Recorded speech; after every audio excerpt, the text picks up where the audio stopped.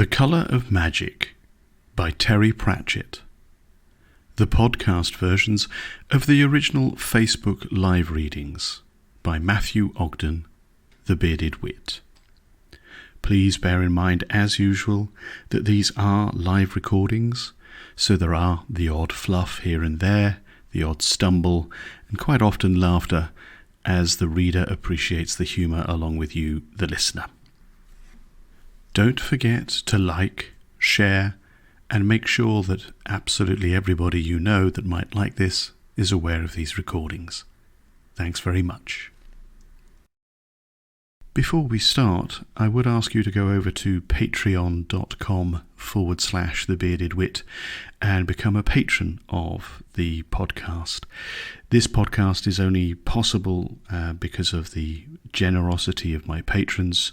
You can become a patron from as little as $5 a month, which is the price of a good cup of coffee, or even a bad cup of coffee in some places.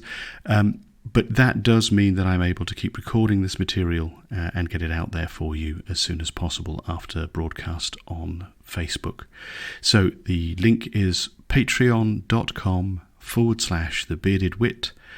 $5 a month makes all the difference in the world to me. I'd like to thank all of the patrons that have supported me so far, and I hope the new patrons will enjoy what I do as much as everyone else does. Thanks very much. Now then, sit back, put your feet up, and enjoy the reading. Part 5. Hello, welcome, and good evening, everyone. Quick recap. We are in The Colour of Magic. We're on to the 5th instalment. We have discovered why, when we opened the book, we were in the company of a couple of questing heroes, and we found out that they were walking away, or looking at, a very, very, very burning Ankh-Morpork. We have now discovered why and how that all happened, and it is to do with Rincewind and Twoflower. They have escaped the carnage that is the burning Ankh-Morpork, which has now been put out because they basically dammed the river and flooded the city. So it went from being a burning city to a stinking city, which is lovely. But our intrepid heroes have managed to escape all of that hideousness, and are escaping out into the countryside, which Rincewind doesn't like. He's a city boy, definitely, and countryside is not nice. He doesn't find it as picturesque as Twoflower does. But we've also discovered, it seems, that it's not just fickleness, it's not just the fact that life is odd in general, that all of these weird things are happening, but it seems like the gods might be playing a game with them. And that has come to the fore in the fact that they've had some weird encounters out in the jungle and woods, and every time something odd has happened, it sounded like there was some, dice rattling. We do know that Blind Io and the Lady are the two gods, or two deities, that are involved in the board game, which involves our intrepid heroes. Let us continue. Oh, of course, first of all, tea. Mm-hmm. Oh my goodness, I do like tea. Sorry. Sorry, I have seen it all. Right. Yes, sorry, I can just see the posts coming in. Jolly good. I will shut up and carry on. Right, here we go. Ooh. See, I told you I was distracted. Sorry, folks. Blind Io pushed his stack of chips across the table, glowered through such of his eyes as were currently in the room, and strode out. A few demigods tittered. At least Offler had taken the loss of a perfectly good troll with precise, if somewhat reptilian, grace. The lady's last opponent shifted his seat until he faced her across the board.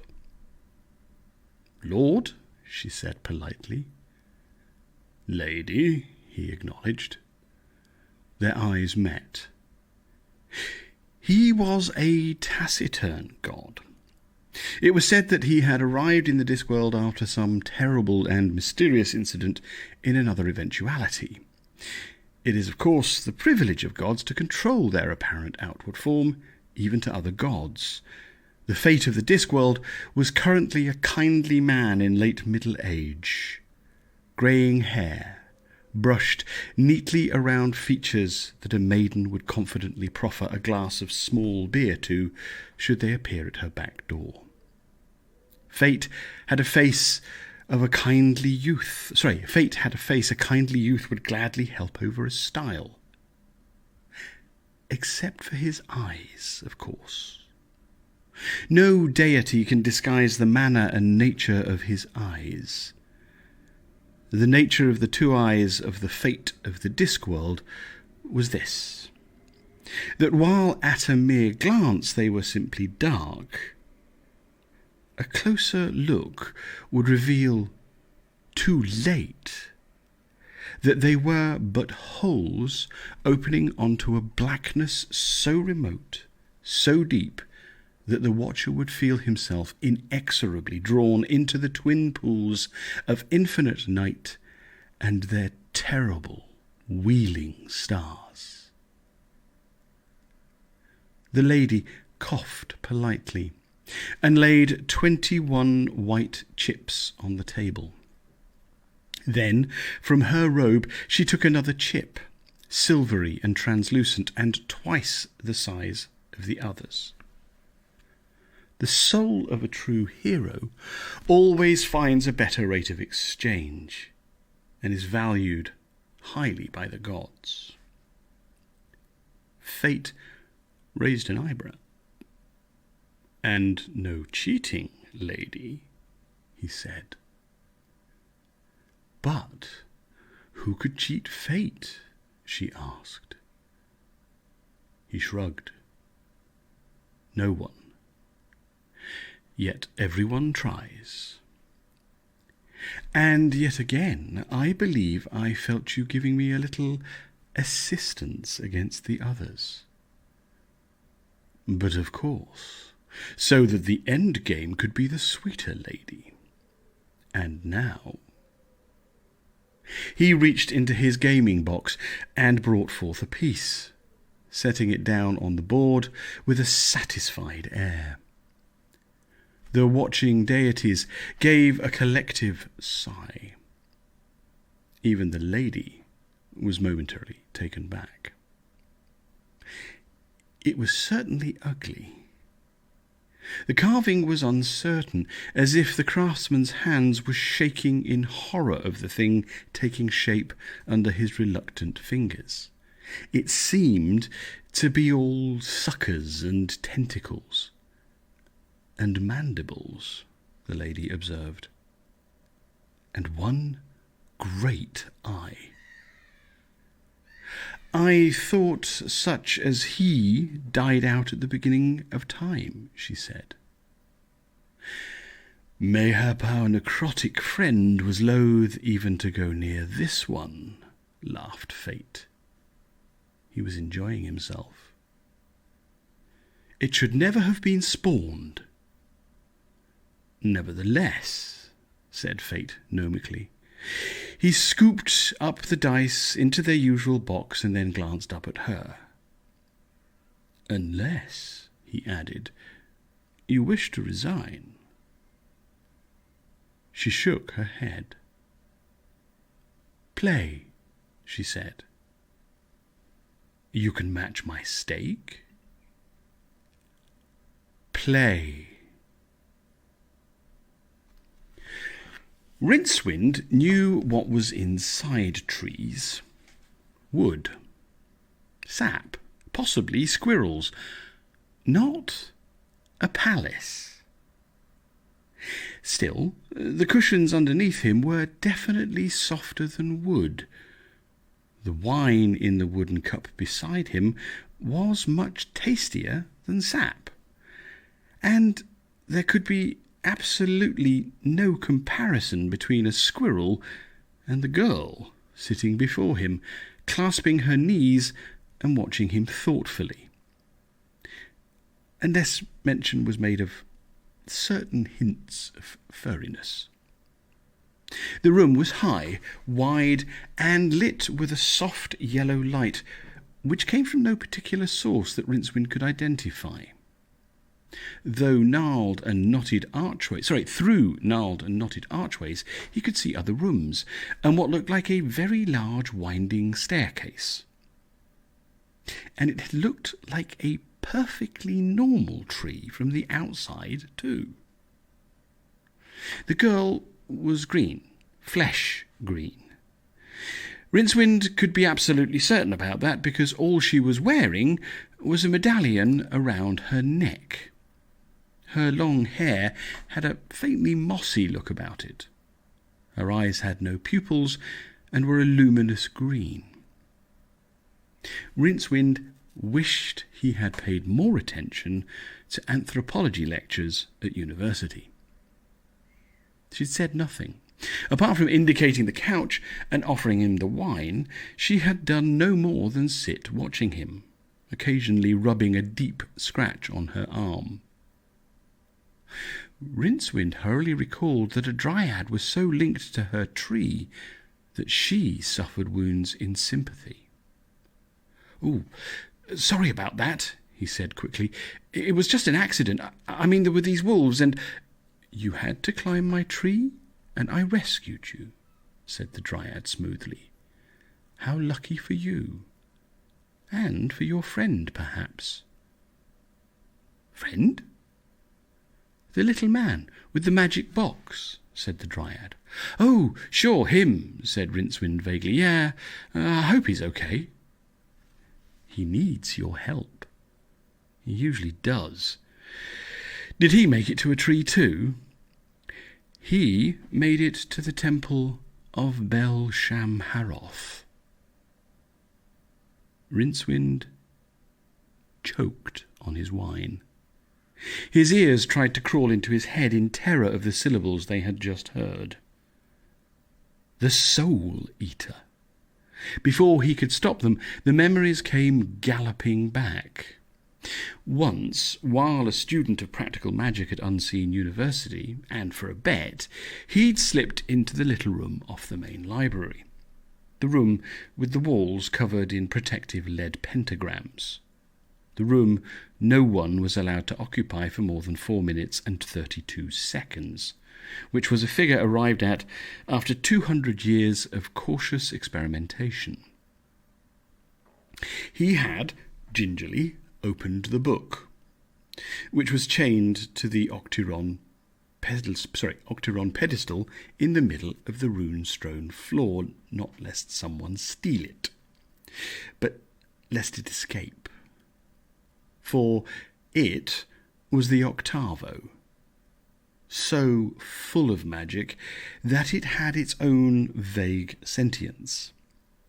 One spell had indeed leapt from the crackling pages and lodged itself in the dark recesses of his brain. And apart from knowing that it was one of the 8 great spells, no one would know which one until he said it. Even Rincewind didn't. But he could feel it sometimes, sidling out of sight behind his ego, biding its time. On the front of the octavo had been a representation of Bel-Shamharoth. He was not evil, for evil has a certain vitality. Bel-Shamharoth was the flip side of the coin of which good and evil are but one side. The Soul Eater. His number lieth between 7 and 9. It is twice 4, Rincewind quoted, his mind frozen with fear. Oh, no! Where's the temple? Hubwards, towards the centre of the forest, said the Dryad. It is very old. But who would be so stupid as to worship him I mean, devils, yes, but he's the soul eater. There were certain advantages, and the race that used to live in these parts had strange notions. What happened to them then? I did say used to live in these parts. The dryad stood up and stretched out her hand. Come, I am Druelle. Come with me and watch your friend's fate. It should be interesting. I'm not sure that, began Rincewind. The dryad turned her green eyes on him. Do you believe you have a choice? She asked. A staircase as broad as a major highway wound up through the tree, with vast rooms leading off at every landing. The sourceless yellow light was everywhere. There was also a sound like, Rincewind concentrated, trying to identify it, far-off thunder or a distant waterfall. It's the tree, said the dryad shortly. What's it doing? Said Rincewind. Living. I wondered about that. I mean, are we really in a tree? Have I been reduced in size? From outside it looked narrow enough to put my arms around. It is. But here I am inside it. You are. Oh, said Rincewind. Druelle laughed. I could see into your mind, false wizard. Am I not a dryad? Do you not know that what you belittle by the name of tree is but the mere four-dimensional analogue of a whole multi-dimensional universe which... No, I can see that you don't. I should have realised that you weren't a real wizard when I saw that you don't have a staff. Lost it in a fire, lied Rincewind automatically. No hat with magic sigils embroidered on it.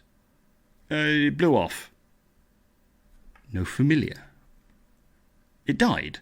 Look, thanks for rescuing me, but if you don't mind, I think I ought to be going. If you could just show me the way out. Something in her expression made him turn around. There were 3 he-dryads behind him. They were as naked as the woman, and unarmed. That last fact was irrelevant, however. They didn't look as though they would need weapons to fight Rincewind. They looked as though they could shoulder their way through solid rock and beat up a regiment of trolls into the bargain. The 3 handsome giants looked down at him with wooden menace. Their skins were the colour of walnut husks, and under it muscles bulged like sacks of melons.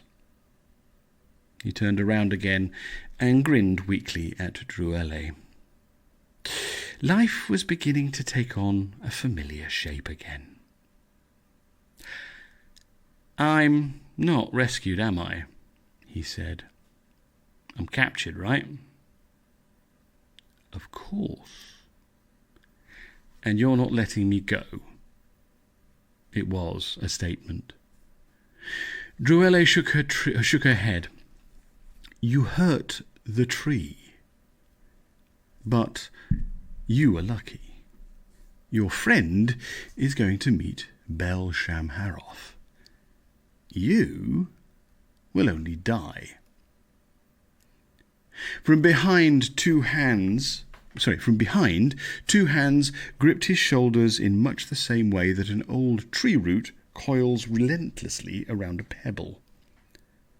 With a certain amount of ceremony, of course, the dryad went on. After the sender of 8 has finished with your friend. All Rincewind could manage to say was, You know, I never imagined there were he-dryads, not even in an oak tree. One of the giants grinned at him. Druelle snorted. Stupid! Where do you think all the acorns come from? There was a vast, empty space like a hall, its roof lost in the golden haze. The endless stair ran right through it. Several hundred dryads were clustered at the other end of the hall.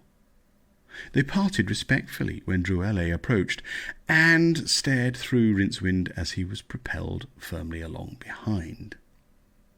Most of them were females, although there were a few of the giant males among them. They stood like god-shaped statues among the small, intelligent females. Insects, thought Rincewind. The tree is like a hive. But why were the dryads at all? As far as he could recall, the tree people had died out centuries before. They'd been out-evolved by humans like most of the other twilight peoples. Only elves and trolls had survived the coming of man to the Discworld. The elves because they were altogether too clever by half, and the Trollen folk because they were at least as good as humans at being nasty, spiteful, and greedy. Dryads were supposed to have died out, along with gnomes and pixies. The background roar was louder here. Sometimes a pulsing golden glow would race up in the translucent walls until it was lost in the haze overhead. Some power in the air made it vibrate. "Oh, incompetent wizard," said Druelle, "see some magic. Not your weasel-faced tame magic, but root and branch magic. The old magic, wild magic. Watch." 50 or so of the females formed a tight cluster, joined hands, and walked backwards until they formed the circumference of a large circle. The rest of the dryads began a low chant. Then, at a nod from Druelle, the circle began to spin widdershins. As the pace began to quicken and the complicated threads of the chant began to rise, Rincewind found himself watching, fascinated. He had heard about the old magic at university, although it was forbidden to wizards.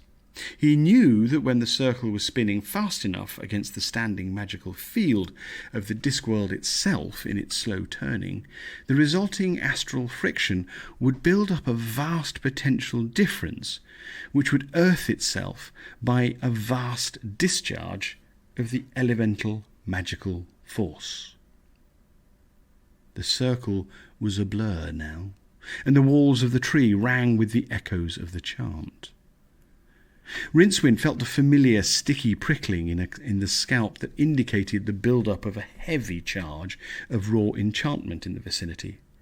And so he was not utterly amazed when, a few seconds later, a shaft of vivid octarine light speared down from the invisible ceiling and focused, crackling, in the centre of the circle. There it formed an image of a storm-swept, tree-girt hill with a temple upon its crest. Its shape did unpleasant things to the eye. Rincewind knew that if it was a temple to Bel-Shamharoth, it would have 8 sides. 8 was also the number of Bel-Shamharoth, which was why a sensible wizard would never mention the number if he could avoid it. "Or you'll be 8 alive," apprentices were jocularly warned. Bel-Shamharoth was especially attracted to dabblers in magic who, by being, as it were, beachcombers on the shore of the unnatural, were already half enmeshed in his nets. Rincewind's room number in his hall of residence had been 7A. He hadn't been surprised. "Slurp of tea?"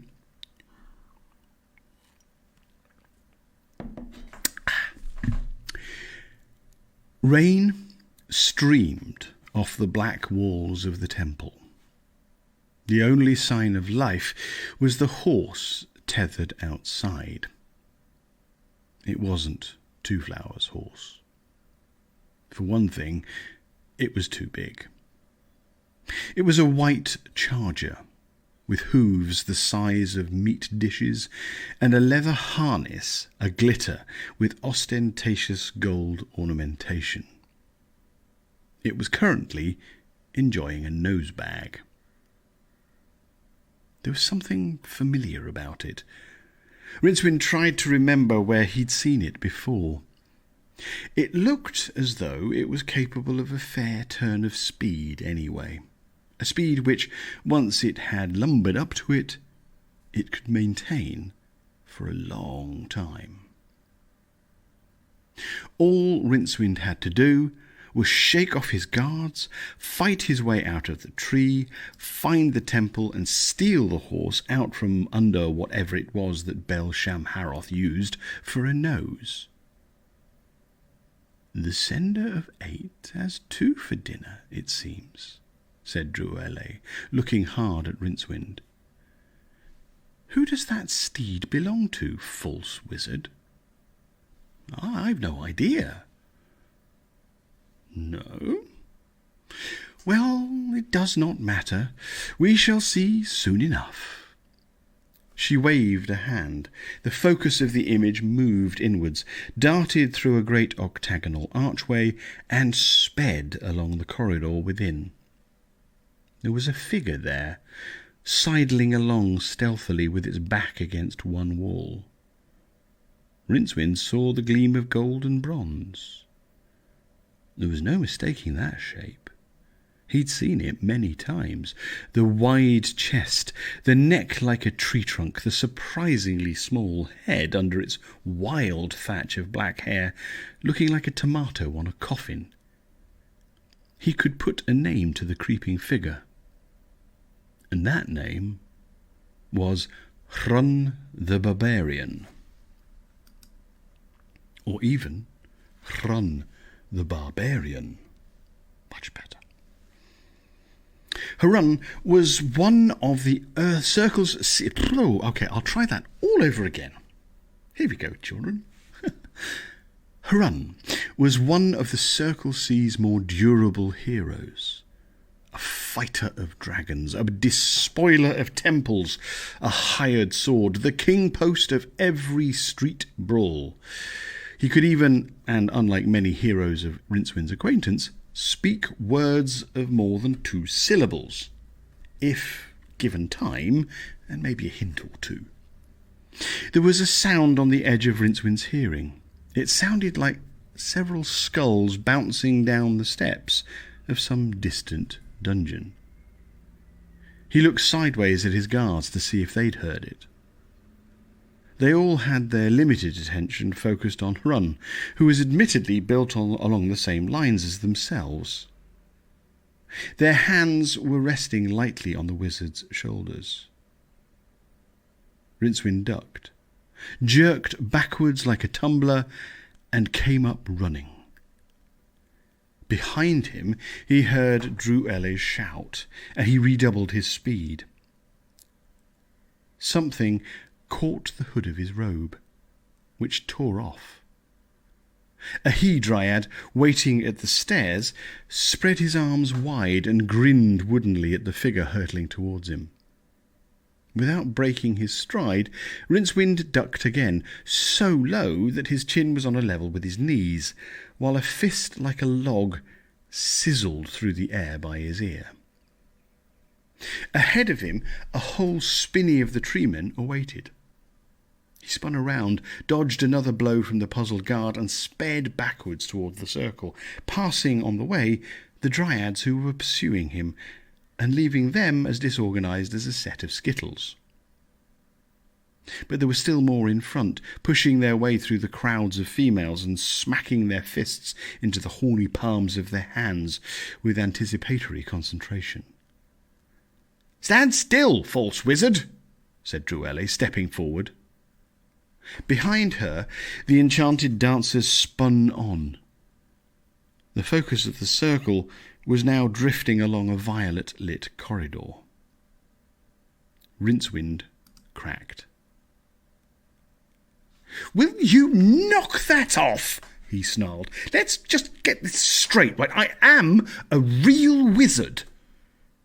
He stamped a foot petulantly. Indeed, said the Dryad. Then let us see you pass a spell. Began Rincewind. The fact was that since the ancient and mysterious spell had squatted in his mind, he had been unable to remember even the simplest cantrip for, say, killing cockroaches or scratching the small of his back without using his hands. The mages at Unseen University had tried to explain this by suggesting that the involuntary memorizing of the spell had, as it were, tied up all his spell retention cells. In his darker moments, Rincewind had come up with his own explanation as to why even minor spells refused to stay in his head for more than a few seconds. They were scared, he decided. He repeated. A small one would do, said Druelle, watching him curl his lips in a frenzy of anger and embarrassment. She signalled, and a couple of he-dryads closed in. The spell chose that moment to vault into the temporarily abandoned saddle of Rincewind's consciousness. He felt it sitting there, leering defiantly at him. I do know a spell, he said wearily. Yes? Pray tell, said Druelle. Rincewind wasn't sure that he dared, although the spell was trying to take control of his tongue. He fought it. You said you could read by bind, he said indistinctly. Read it. She stepped forward, looking mockingly into his eyes. Her smile froze. Her hands raised protectively. She crouched back. From her throat came a sound of pure terror. Rincewind looked around. The rest of the dryads were also backing away. What had he done? Something terrible, apparently. But in his experience, it was only a matter of time before the normal balance of the universe restored itself and started doing the usual terrible things to him. He backed away, ducked between the still spinning dryads who were creating the magic circle, and watched to see what Druelle would do next. Grab him, she screamed. Take him a long way away from the tree and kill him. Rincewind turned and bolted.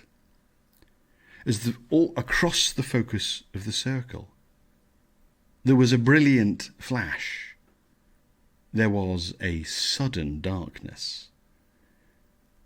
There was a vaguely Rincewind-shaped violet shadow dwindling down to a point and winking out. There was nothing at all. Hrun, the barbarian, crept soundlessly along the corridors, which were lit with a light so violet that it was almost black.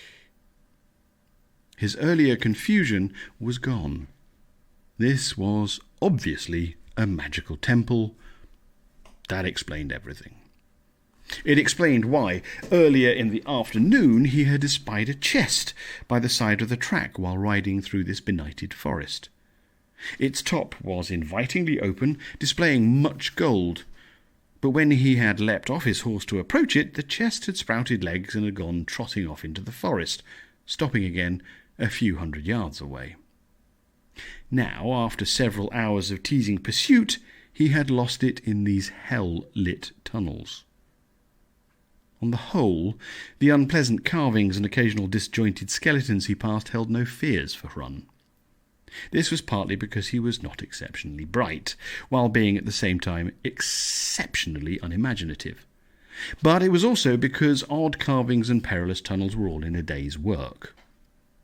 He spent a great deal of time in similar situations, seeking gold, or demons, or distressed virgins, and relieving them respectively of their owners, their lives, and at least one of their causes of distress. Observe Hrun as he leaps cat-footed across a suspicious tunnel mouth. Even in this violet light his skin gleams coppery. There is so much gold about his person in the form of anklets and wristlets, but otherwise he is naked except for a leopard-skin loincloth. He took that in the steaming forests of Hewonderland after killing its owner with his teeth. In his right hand he carried the magical black sword Kring, which was forged from a thunderbolt and has a soul but suffers no scabbard. Hrun had stolen it only 3 days before from the impregnable palace of the Archmandrite of Beituni. He was already regretting it. It was beginning to get on his nerves. "I tell you that it went down that last passage on the right," hissed Kring in a voice like the scrape of blade over stone. "Be silent! All I said was shut up!" And Twoflower. He was lost. He knew that.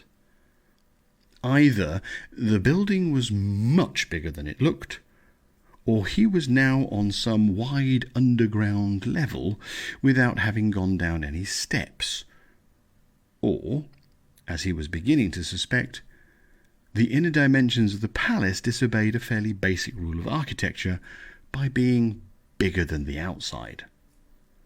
Why all these strange lights? They were 8-sided crystals, set at regular intervals in the walls and ceiling, and they shed a rather unpleasant glow that didn't so much illuminate as outline the darkness. And whoever had done those carvings on the wall, Twoflower thought charitably, had probably been drinking too much for years. On the other hand, it was certainly a fascinating building. Its builders had been obsessed with the number 8. The floor was a continuous mosaic of 8-sided tiles. The corridor walls and ceilings were angled to give the corridor 8 sides, if the walls and ceilings were counted, and in those places where part of the masonry had fallen in, Twoflower noticed that even the stones themselves had 8 sides. "I don't like it," said the picture imp from his box around Twoflower's neck. "Why not?" inquired Twoflower. "It's weird." "But you're a demon. Demons can't call things weird. I mean, what's weird to a demon?" "Oh, you know," said the demon cautiously, glancing round nervously and shifting from claw to claw. "Things. Stuff." Twoflower looked at him sternly. "What things?" The demon coughed nervously. Demons do not breathe, however. Every intelligent being, whether it breathes or not, coughs nervously at some time in its life, and this was it as far as the demon was concerned. "Oh, things," it said wretchedly. "Evil things. Things we don't talk about is the point I'm broadly trying to get across, Master." Twoflower shook his head wearily. "I wish Rincewind was here," he said. "He'd know what to do." "Him?" sneered the demon. "Can't see a wizard coming here. They can't have anything to do with the number 8. The demon slapped a hand across his mouth guiltily. Twoflower looked up at the ceiling. "What was that?" he asked. Did you hear something?" "Me? Here? No, not a thing, the demon insisted. It jerked back into its box, slammed the door. Twoflower tapped on it. The door opened just a crack. It sounded like a stone moving, he explained. The door banged shut. Twoflower shrugged. The place is probably falling to bits, he said to himself. He stood up. I say, he shouted, is anyone there?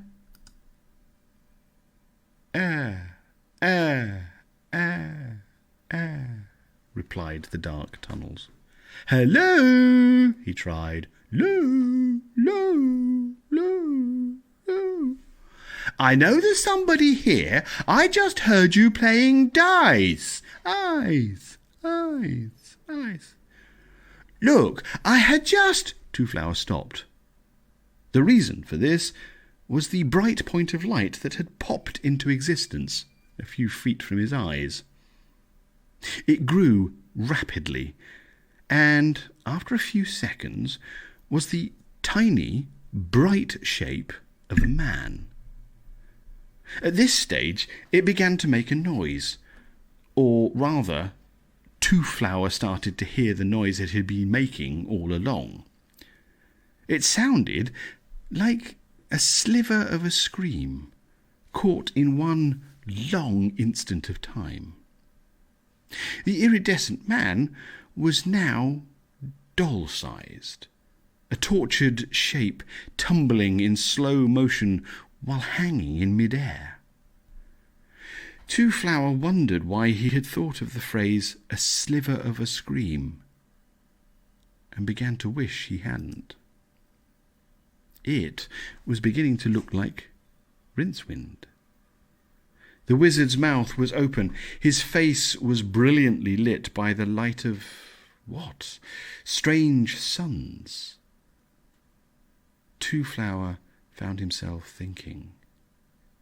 Suns men don't usually see. He shivered. Now, the turning wizard was half man-size. At that point, the growth was faster. There was a sudden crowded moment, a rush of air, and an explosion of sound. Rincewind tumbled out of the air, screaming. He hit the floor hard, choked, and then rolled over with his head cradled in his arms and his body curled up tightly. When the dust had settled, Twoflower reached out gingerly and tapped the wizard on the shoulder. The human ball rolled up tighter. It's me, explained Twoflower helpfully. The wizard unrolled a fraction. What? He said. Me. In one movement, Rincewind unrolled and bounced up in front of the little man, his hands gripping his shoulders desperately. His eyes were wild and wide. Don't say it, he hissed. Don't say it, and we might get out. Get out? How did you get in? I didn't know you. Don't you know? Don't say it! Twoflower backed away from this madman. Don't say it! Don't say what? The number! Number? Said Twoflower. Hey, Rincewind. Yes, number. Between 7 and 9. 4 plus 4. What? Rincewind's hands clapped over the man's mouth. Say it and we are doomed. Just don't think about it, right? Trust me. I don't understand, wailed Twoflower. Rincewind relaxed slightly, which was to say that he still made a violin string look like a bowl of jelly. Come on, he said, let's try and get out, and I'll try and tell you. More tea, slurp. Lovely.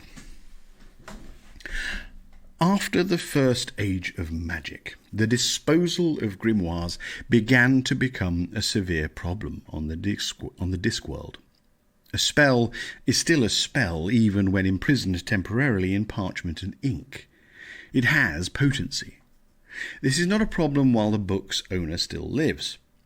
But on his death, the spell book becomes a source of uncontrolled power that cannot easily be diffused. In short, spell books leak magic. Various solutions have been tried. Countries near the Rim simply loaded down the books of dead mages with laden pentalphas and threw them over the edge. Near the hub, less satisfactory alternatives were available. Inserting the offended books in canisters of negatively polarised octyron and sinking them into the fathomless depths of the sea was one. Burial in deep caves on land was earlier ruled out after some districts complained of walking trees and five-headed cats. But before long, the magic seeped out, and eventually fishermen complained of shoals of invisible fish or psychic clams. A temporary solution was the construction, in various centres of magical lore, of large rooms made of denatured octyron, which is impervious to most forms of magic. Here, the more critical grimoires could be stored until their potency had attenuated. That was how there came to be at Unseen University the Octavo, greatest of all grimoires, formerly owned by the creator of the universe. It was this book that Rincewind had once opened for a bet. He had only a second to stare at a page before setting off various alarm spells. But that was time enough for one spell to leap from it and settle in his memory like a toad in a stone. "Then what?" said Twoflower. "Oh, they dragged me out, thrashed me, of course." "And no one knows what the spell does?" Rincewind shook his head. "It had vanished from the page," he said. No one will know until I say it, or until I die, of course. Then it will sort of say itself. For all I know, it stops the universe, or ends time, or anything." Twoflower patted him on the shoulder. "No sense in brooding," he said cheerfully. "Let's have another look for a way out." Rincewind shook his head. All the terror had been spent now. He had broken through the terror barrier, perhaps, and was in the dead calm state of mind that lies on the other side. Anyway, he had ceased to gibber. "We're doomed," he stated. "We've been walking around all night. I tell you, this place is a spider web.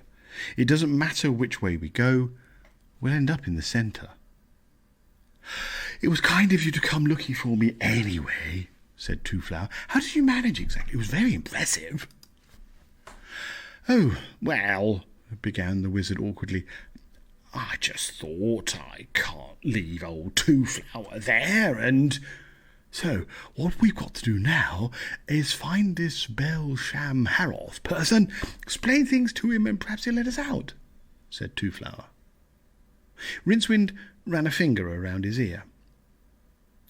"It must be funny, the echoes in here," he said.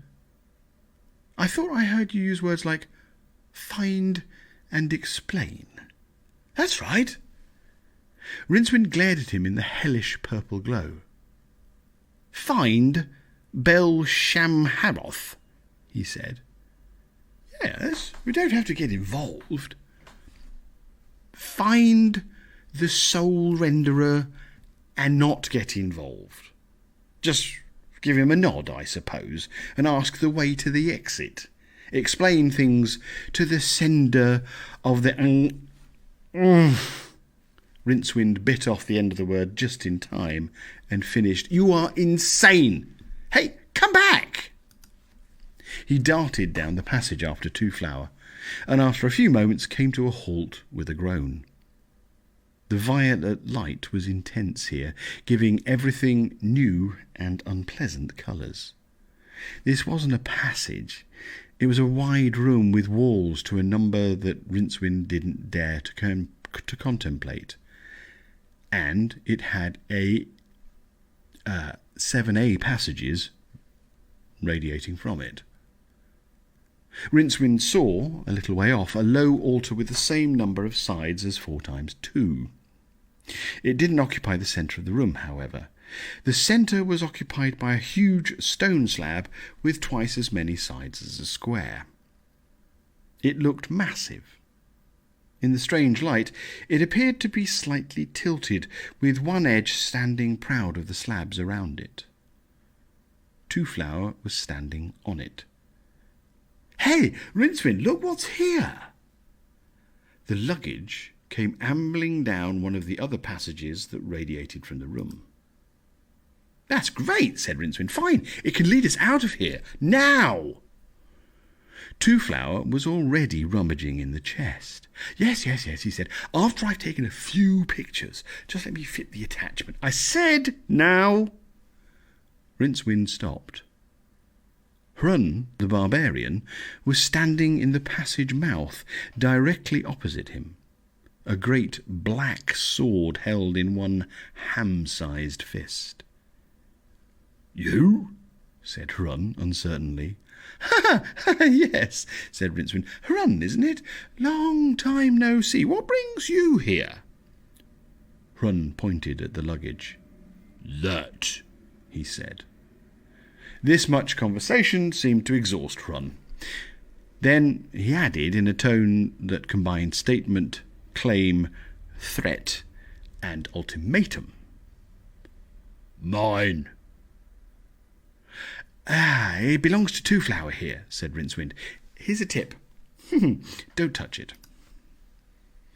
It dawned on him that this was precisely the wrong thing to say, but Hrun had already pushed Twoflower away and was reaching for the luggage, which sprouted legs, backed away, and raised its lid threateningly.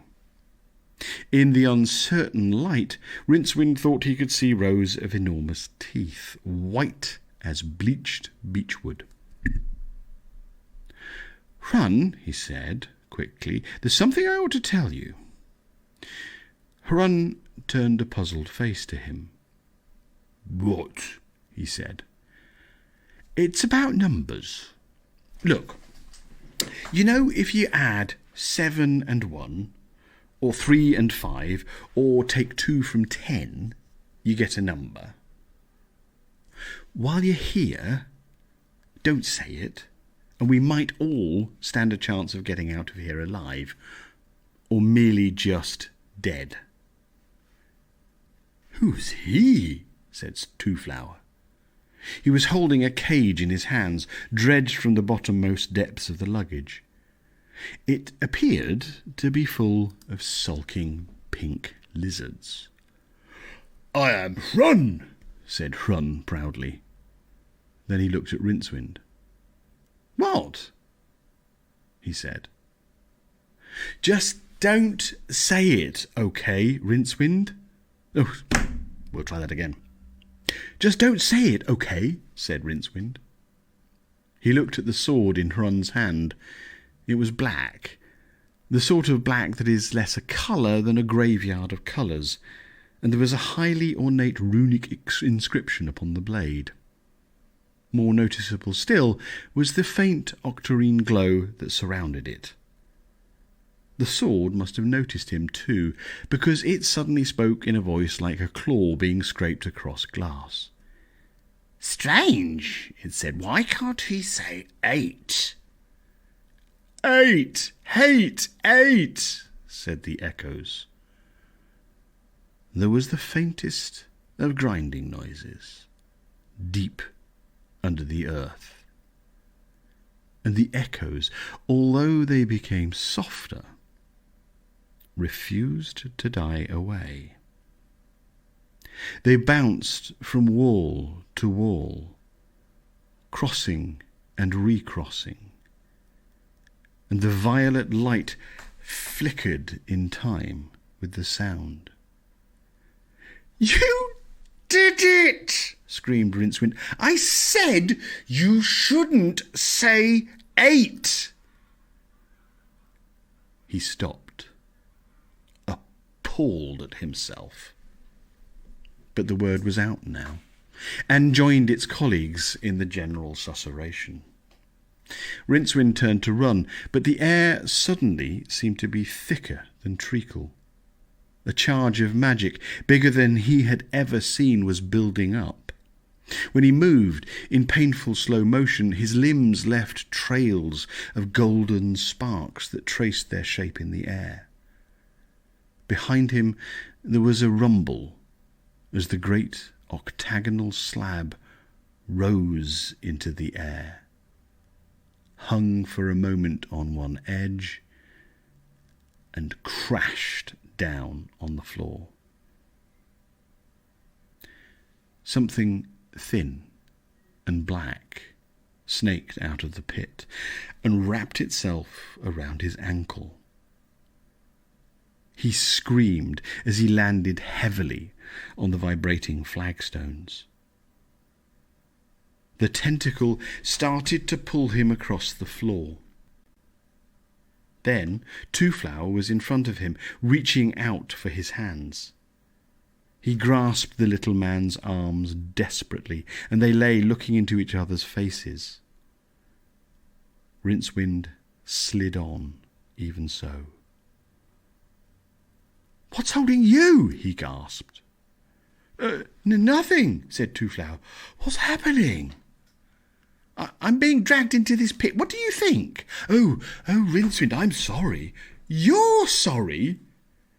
There was a noise like a singing saw, and the pressure on Rincewind's legs abruptly ceased.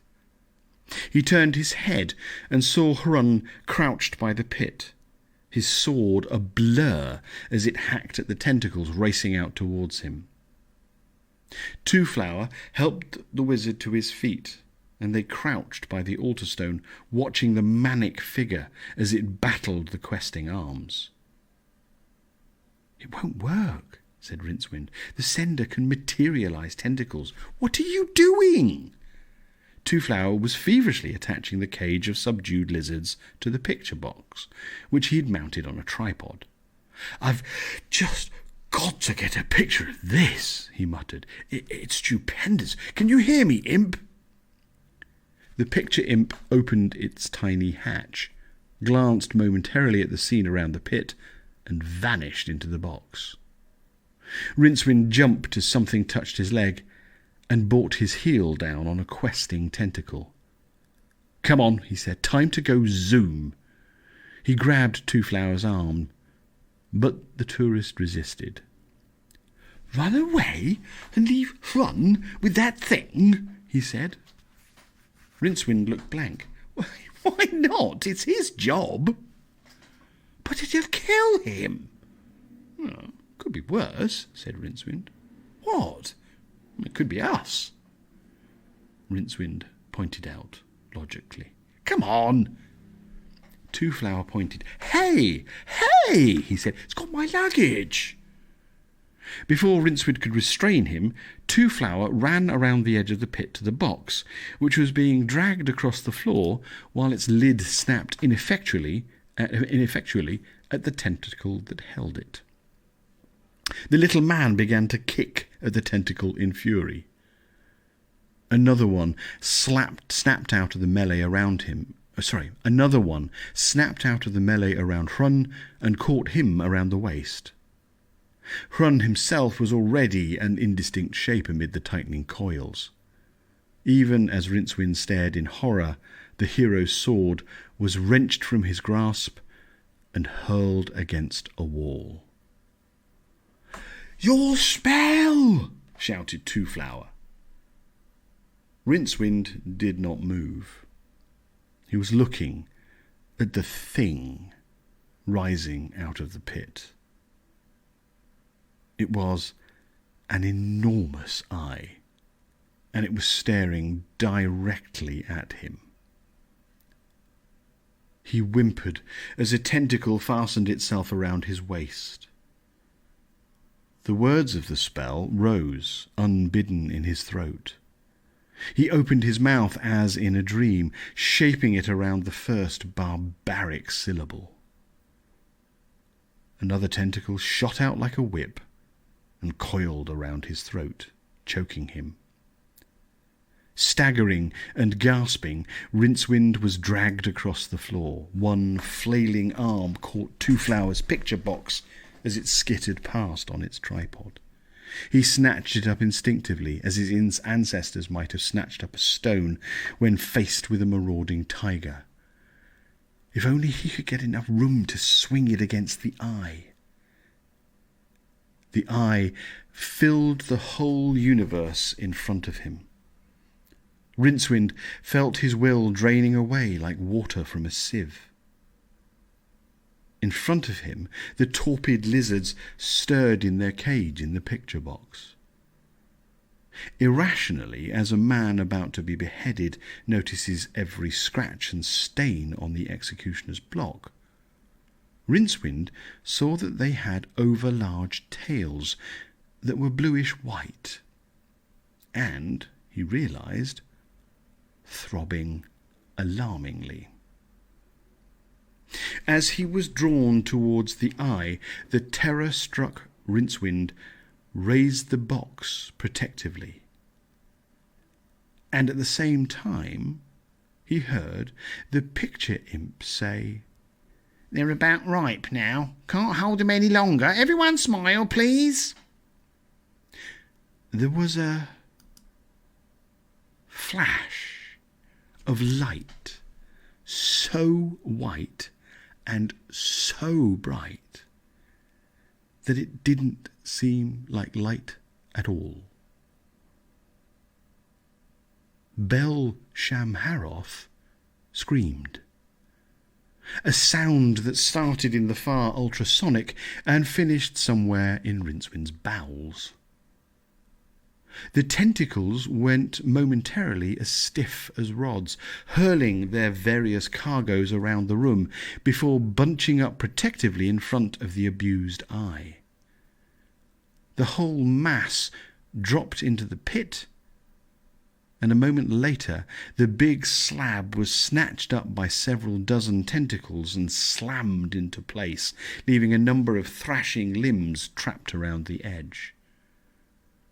Harun landed, rolling, bounced off a wall and came up on his feet.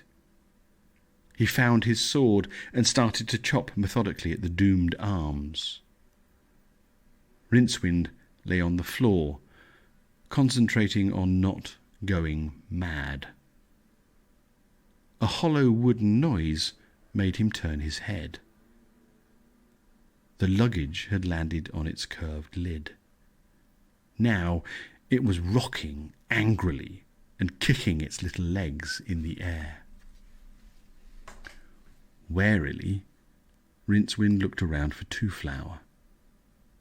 The little man was in a crumpled heap against the wall, but at least he was groaning. The wizard pulled himself across the floor painfully and whispered, "What the hell was that?" "Why were they so bright?" muttered Twoflower. "God's my head." "So bright?" said Rincewind. He looked across the floor to the cage on the picture box. The lizards inside, now noticeably thinner, were watching him with interest. "The salamanders," moaned Twoflower. "The picture, they'll be overexposed. I know it." "They're salamanders?"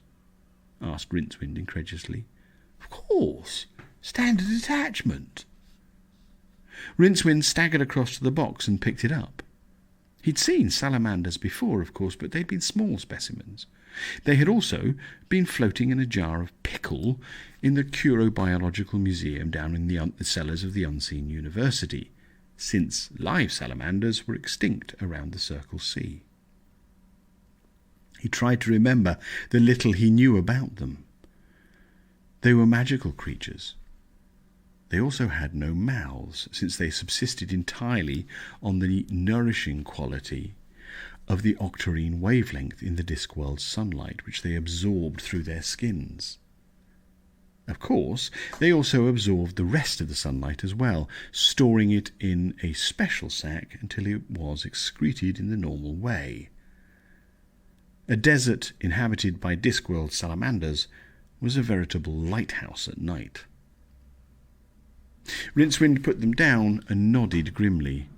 With all the octarine light in this magical place, the creatures had been gorging themselves, and then nature had taken its course. The picture box sidled away on its tripod. Rincewind aimed a kick at it and missed. He was beginning to dislike sapient pearwood.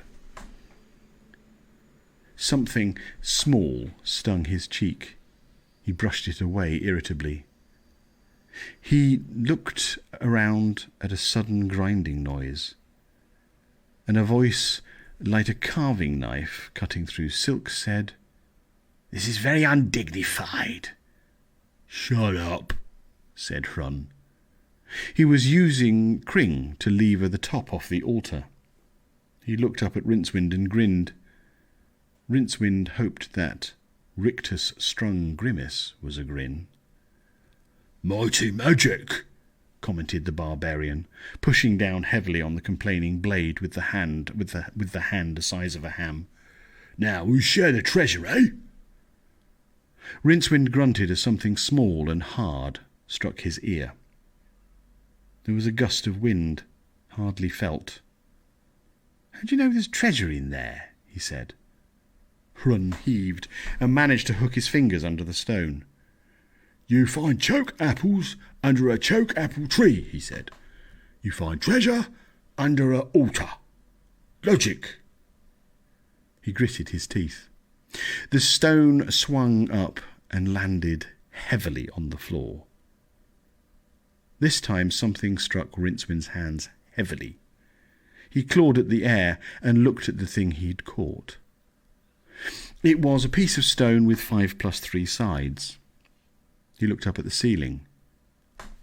Should it be sagging like that? Hrun hummed a little tune as he began to pull crumbling leather from the desecrated altar. The air crackled, fluoresced, hummed. Intangible winds gripped the wizard's robe, flapping it out in eddies of blue and green sparks.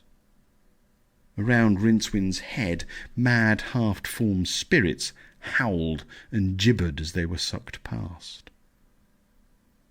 Then he tried raising a hand.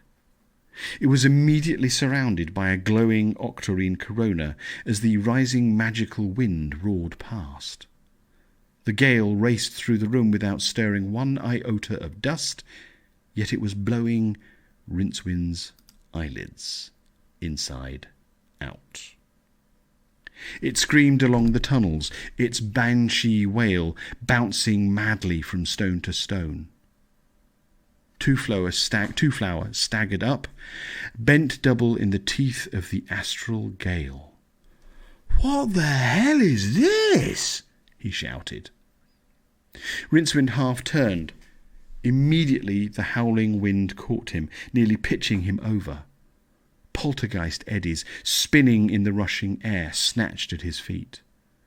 Hrun's arm shot out and caught him. A moment later, he and Twoflower had been dragged into the lee of the ravaged altar and lay panting on the floor. Beside them, the talking sword Kring sparkled, its magical field boosted 100-fold by the storm. "Hold on!" screamed Rincewind. "The wind!" shouted Twoflower. "Where's it coming from? Where's it blowing to?" He looked into Rincewind's mask of sheer terror, which made him redouble his own grip on the stones.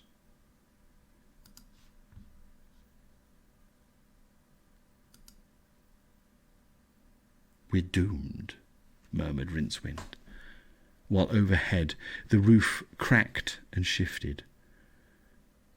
Where do shadows come from? That's where the wind is blowing.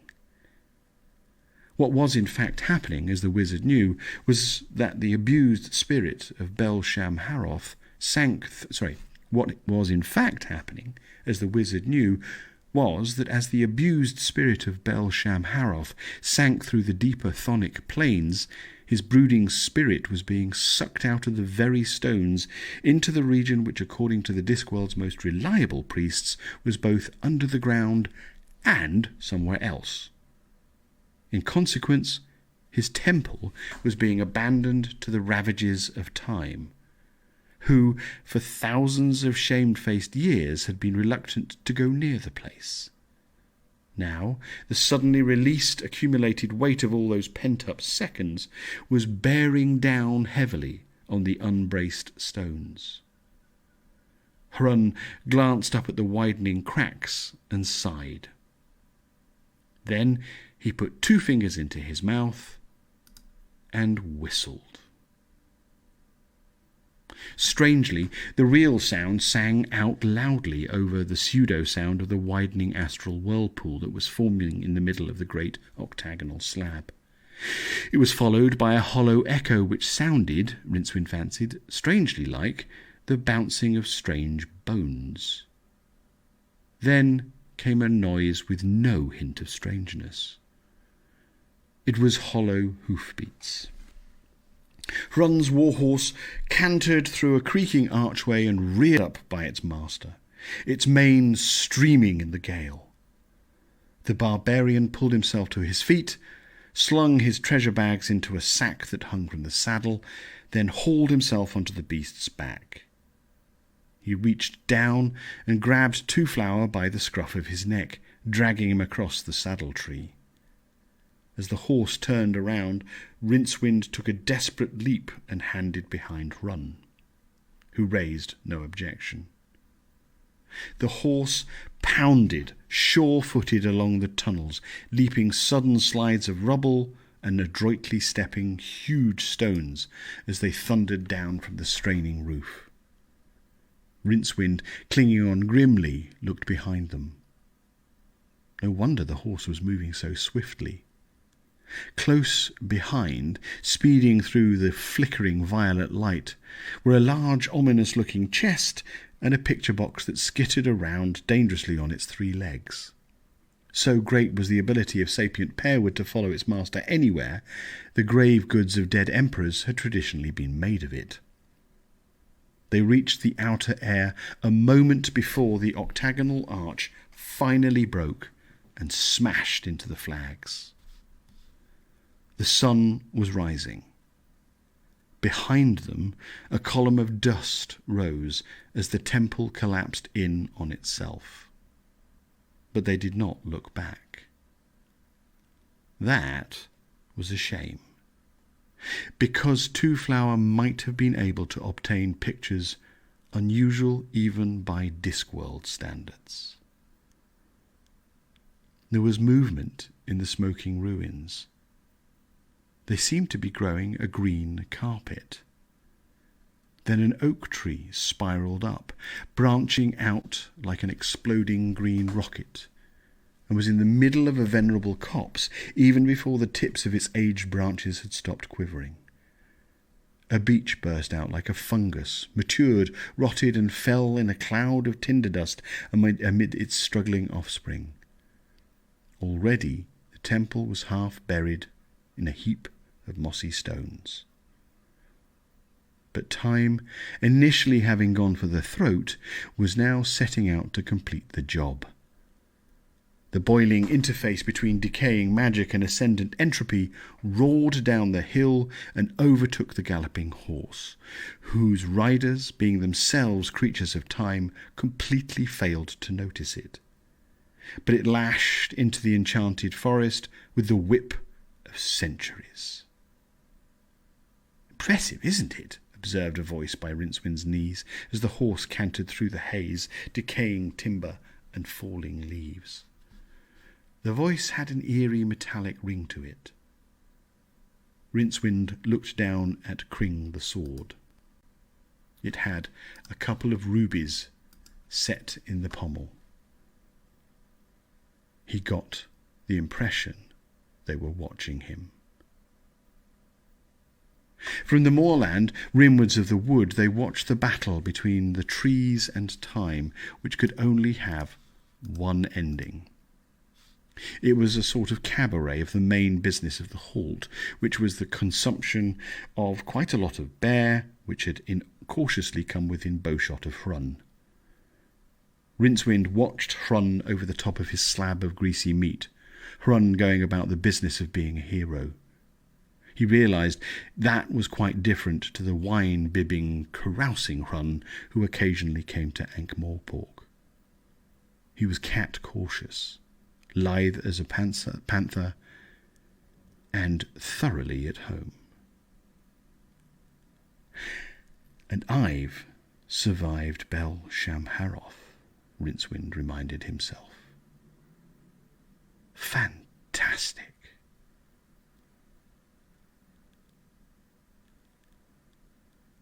That, after a long read, is where we will leave it, kids. Thank you so much for joining, as always. Huge pleasure to see you all here. Thank you for saying hello and being nice and waving to each other. We will do another read at the same time next week. Look after yourselves in the meantime. As usual, if you get a chance, please go to patreon.com/thebeardedwit and become a patron to support what I'm doing. And then, of course, share, like, get everybody you know that's into this sort of stuff to come along and get involved and let them know what we're doing here and the fun that we're having. And I will see you all, same time, same place, next week. Take care all. See you soon. Bye-bye.